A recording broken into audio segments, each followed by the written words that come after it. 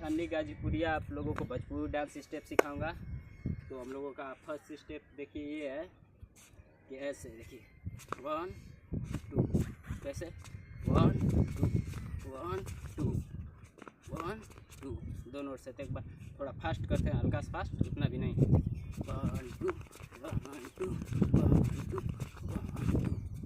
ठीक है, एक बार फास्ट एकदम करके देखते हैं कैसा लगता है। 1 2 1 2 1 2 ठीक है।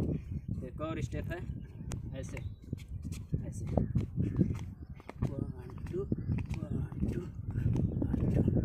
ये बहुत सिंपल स्टेप है, आप इसको कैसे भी कर सकते हैं। ऐसे भी देखिए, ऐसे उठाएं।